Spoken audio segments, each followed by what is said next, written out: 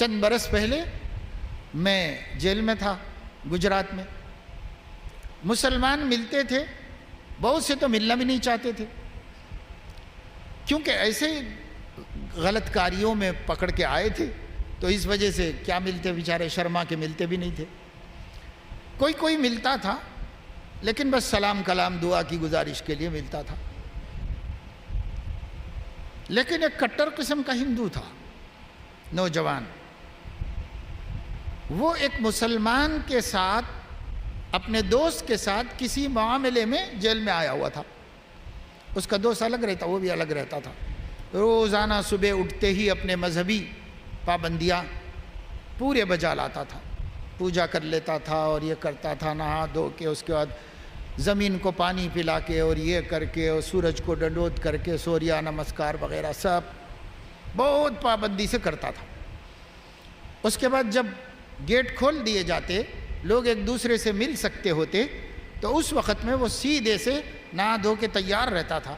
وہ آ کے بیٹھتا تھا میرے پاس اور وہ مجھ سے کہتا تھا کہ محمد صاحب کے بارے میں کچھ سنائیے. یہ بولتا تھا کیونکہ ایک واقعہ میں نے کبھی اس کو سنا دیا تھا ملاقات میں.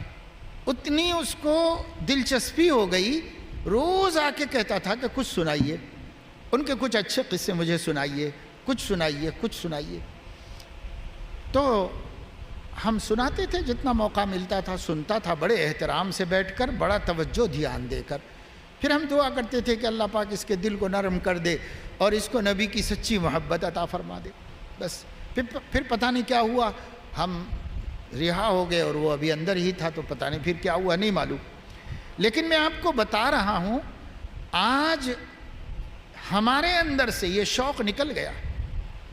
اب جو اس کا مسلم ساتھی تھا، جب اس نے اپنی کہانی سنائی تو میں نے کہا وہ تمہارا دوست کہاں ہے؟